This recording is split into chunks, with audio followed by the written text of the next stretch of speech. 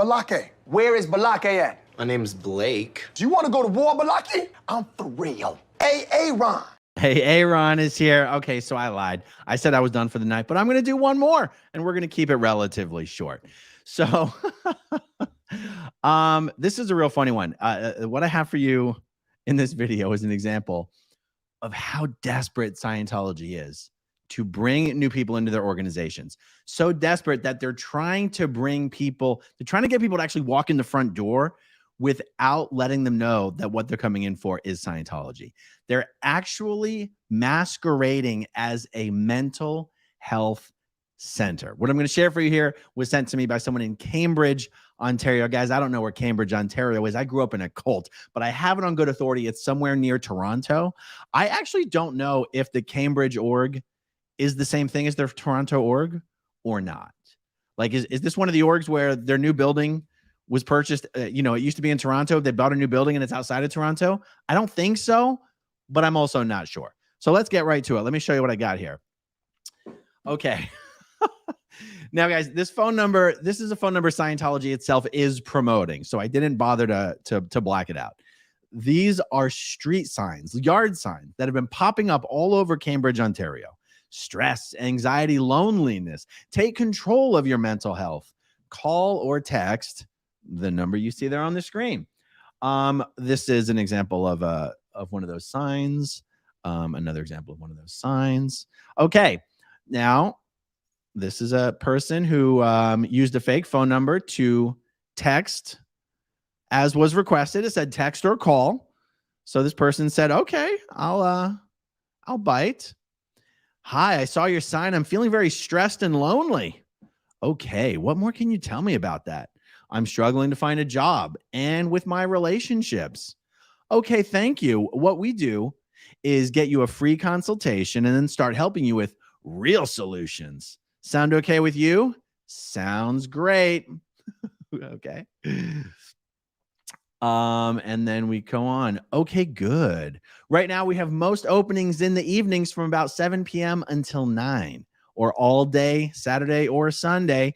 Yeah, if you guys ever wanted any confirmation that Scientology staff members really do work 7 days a week, including all day Saturday and Sunday, you've got it right here. The person says, okay, great. Where is it located? Is it available over the long weekend? Located in Cambridge. And yes, we are there over the long weekend. When suits you? 1 p.m. on Saturday, the person says. Where do I go on Saturday?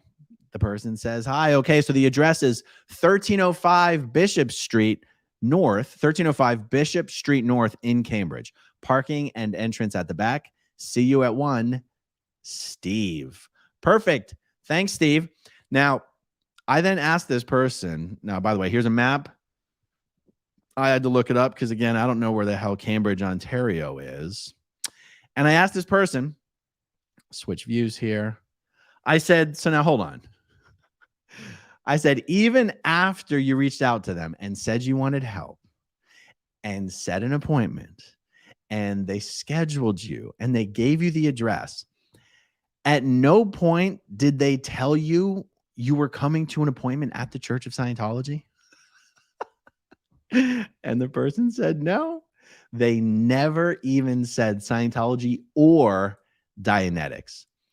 Now, so the most successful promotional campaign in the history of Scientology was the Dianetics infomercials that many of you probably remember seeing on television. I mean, was this late 80s or early 90s? In fact, Jefferson Hawkins, who I've spoken with on my channel, who recently interviewed with Claire Headley on the Blown for Good channel. Jefferson Hawkins was the Sea Org member actually responsible for creating and running that marketing campaign. It was the most successful marketing campaign in the history of Scientology. It got Dianetics back on the bestseller list after like 40 or 50 years after its publication. And even if you're David Miscavige and you're trying to figure out, hey guys, what can we do to try to pump the numbers back up? You know, like get some people in the orgs, you know, like it used to be back in the day. One of the simplest things you could do would be to go back and just replicate the one thing that worked better than anything in Scientology's history. And, you know, run some promotions for the Dianetics book that get people, wondering, oh, wow, that sounds interesting. Maybe I'll go in and check it out. And yet they're not even promoting Dianetics anymore. That's how desperate they're getting. They have to pretend to be some kind of mental health treatment center. Pretty ironic for an organization that is against any and all forms of mental health, other than Scientology, of course.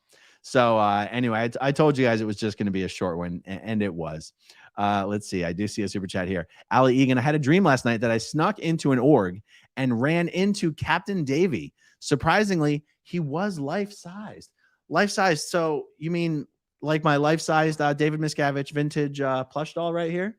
He really is a tiny little fella, isn't he? You'd never know because the television can add 30 pounds and about 3 feet. But when you see little Davy in person, you realize just how small Captain Miscavige really is. Anyway, that's a great dream, Allie. Thank you for sharing that with me. Okay, everybody, this really is the last video of the day. Thank you guys for watching, and I will see you tomorrow.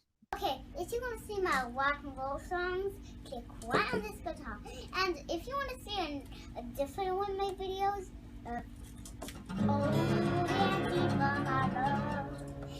then you could click